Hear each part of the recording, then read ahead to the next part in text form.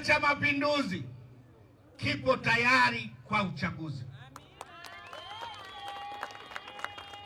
Wenzetu hawa wanapita,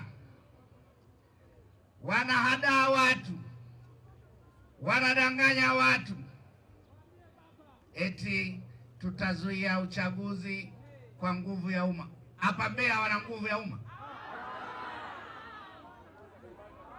Zaidi nimeona nguvu ya umma wanapokea samaki Rukwa huko.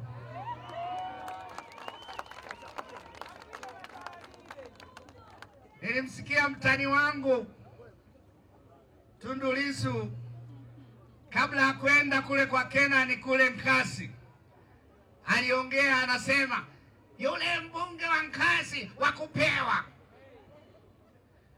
sio halali. Alipopewa samaki kamlemea kakaa hivi kanacheka. Nikasema Singida nako hatuna samaki. Kwa ule samaki kahalalisha Kenani ni mbunge halali wa Chadema. Kwa hiyo sisi tunasema tuko tayari kwa uchaguzi kwa sababu maandalizi yanaendelea.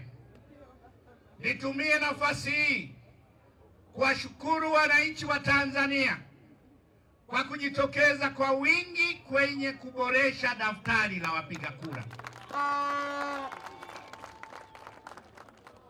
Mikoa yote daftari limepita. Hamasa ya watu ni kubwa. Hamasa ya vijana ni kubwa.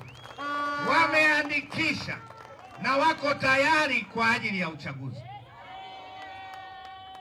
Uchaguzi tunaoendea ni kwa mujibu wa Katiba ya Jamhuri ya Muungano wa Tanzania. Madiwani tulionao hawapasi kuendelea, lazima wachaguliwe kila baada ya miaka mitano. Wabunge tulionao lazima wachaguliwe kila baada ya miaka mitano. Rais tuliye naye lazima wachaguliwe kila baada ya miaka mitano.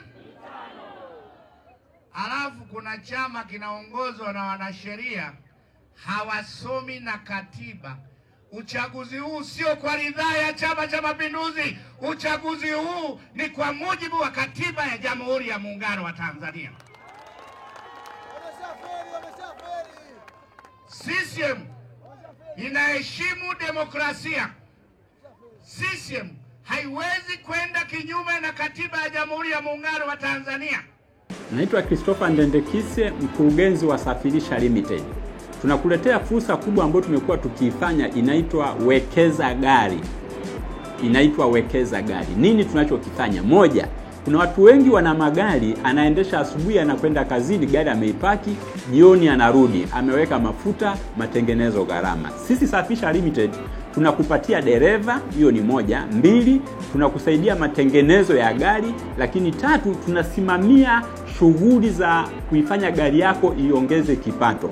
Tunasajili gari yako kwenye huduma mbalimbali tunaita ride sharing, kwa maana ya Uber, Bolt, Farasi, ili kila mwezi uweze kuingiza fedha badala ya gari yako kutumia fedha zako. Gari ni kwa ajili ya kuingiza kipato, na gari si kwa ajili ya matumizi ya kutoa fedha sehemu nyingine kwa ajili ya gari yako. Karibuni sana.